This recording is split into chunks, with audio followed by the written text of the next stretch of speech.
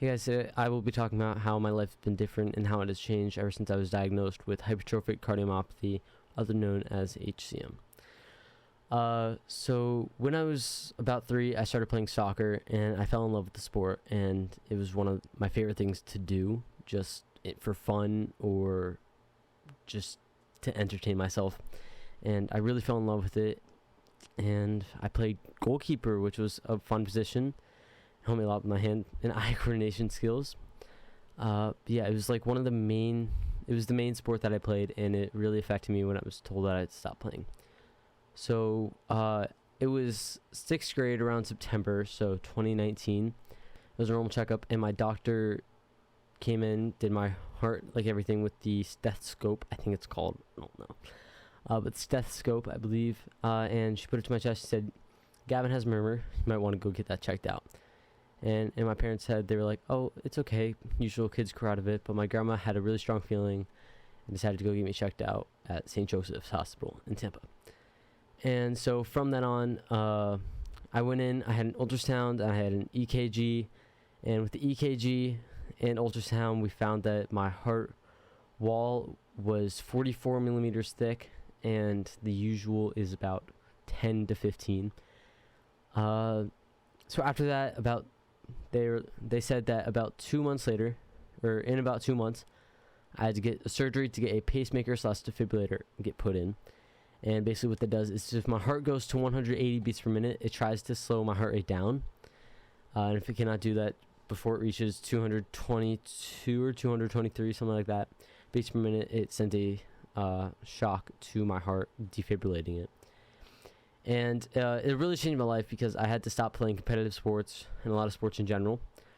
I had to just be more aware of when I was out of breath, because at first I thought I was out of shape. Like, I thought I wasn't that fit of a kid, but it really made me more aware of just my heart and how fast it is, and my breath, my breathing, and things like that.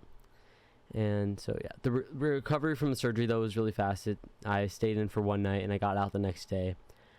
Yeah, I kind of had to stop playing sports. I had to, but I'm still able to play with my friends every once in a while.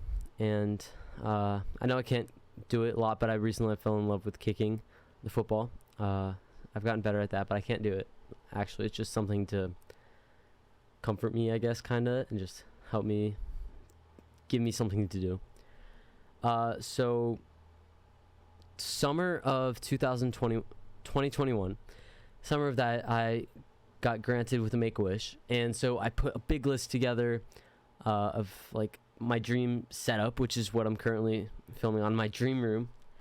And I came back from a trip one time with my dad. I came back, we were driving down the street, and I saw all my friends and family outside, and it just wowed me, because I didn't know, like, I knew I was getting a wish, but I didn't know it was then.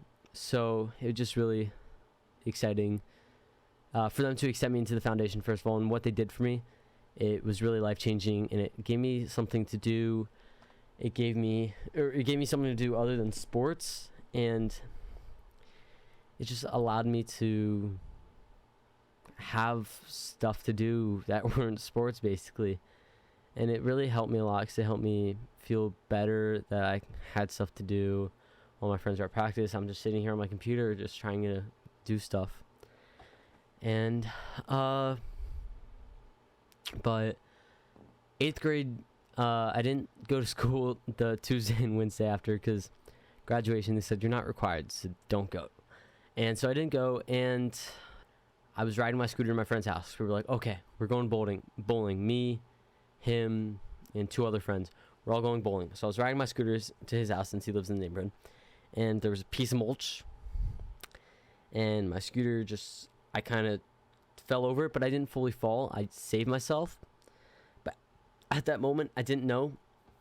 My collarbone actually fractured my lead from my defibrillator. My pacemaker / defibrillator was implanted up here.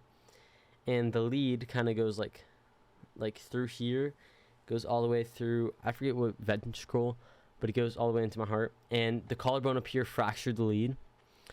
So it really changed my life from then, because after that I kind of had to stop like all activity. I couldn't really play with my friends a whole lot. I couldn't really go in pools because my doctors said we need to get you an external defibrillator. It's just for precaution. We don't think anything's going to happen, but you need it there because of precaution. So